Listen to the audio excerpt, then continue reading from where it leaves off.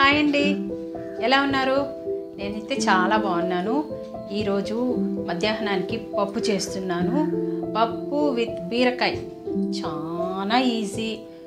Only ఒక 2 ప్రాసెస్లో అయిపోతుంది. చూద్దామా ఎట్లా చేద్దామో? చేసేద్దాం, తినేద్దాం రండి. రెడీ అండి. కుక్కర్ పెట్టేసుకొని అందులో 1 కప్పు కందిపప్పు, కొద్దిగా పచ్చిమిరపకాయలు మన కారానికి తగినట్లు వేసుకోవాలా. దీన్ని వాష్ చేసుకొని ఫస్ట్ అందులోనే 2 టమాటాలు, తర్వాత ఒక 4 వెల్లుల్లిపాయలు, కొద్దిగా చింతపండు, కొద్దిగా వేసుకోవాలండి లేదంటే పులుపు ఎక్కువైపోతుంది, కొద్దిగా పసుపు, కొద్దిగా జీలకర్ర, స్మెల్ బాగుంటుంది. వేసేసుకొని అందులోనే కట్ చేసి పెట్టుకున్న బీరకాయ ముక్కలు 1 కప్పు వేసుకొని వాటర్ వేసుకోవాలా. కొద్దిగా మునిగే వరకు వేసుకోండి.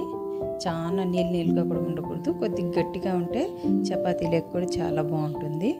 ఈ కుక్కర్ మూత పెట్టేసి 3 విజిల్స్, 2 విజిల్ హైలో 1 విజిల్ లోలో పెట్టుకొని విజిల్ తీసేసి గ్యాస్ అంతా పోయిన తర్వాత ఓపెన్ చేసేసి ఇందులో నీరు ఉంటుంది కదండి, అవంతా కొద్దిగా గిన్నె పెట్టి వంపేసుకోవాలా.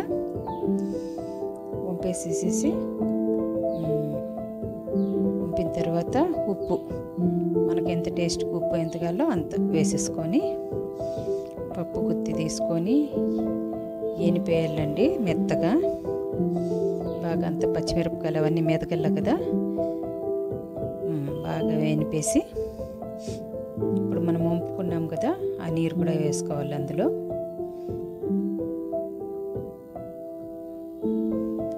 వేసుకొని ఇంకా పోపు పెట్టుకోవాలండి మనము. ఇప్పుడు కావాలంటే ఉప్పు తక్కువ ఉంటే వేసుకోండి. ఇక బాండ్లీ పెట్టేసుకొని పోపు వేసుకోవాలా. కొద్దిగా తాలింపు వేసుకుంటే నూనె వేసుకొని ఆవాలు, జీలకర్ర కొద్దిగా చిటపట అన్న తర్వాత కొద్దిగా పచ్చిశనగపప్పు, అందులోనే ఉల్లిపాయలండి. ఒక పెద్దదైతే 1 ఉల్లిపాయ చాలు, చిన్నవైతే 2 వేసుకోవాలా. కొద్దిగా బ్రౌనిష్ వచ్చే వరకు వేయించుకొని కొద్దిగా కరివేపాకు కూడా అందులోనే వేసేసుకోవాలి. అంతే, బ్రౌనిష్ వచ్చిందనుకోండి మనం ఈ పక్క ఎనుపుకున్నాం కదండి పప్పు, అందులోకి ఈ తాలింపు చేర్చుకోవాలా. ఇంతేనండి, చాలా ఈజీ. మీరు కూడా ఒకసారి ట్రై చేయండి. నచ్చితే లైక్ చేయండి, షేర్ చేయండి, సబ్స్క్రైబ్ చేసుకోండి. ఓకేనా అండి? ఇంతే అండి. సర్వింగ్ చేసుకొని కొత్తిమీర జల్లేసుకోవడమే అండి. Thanks for watching.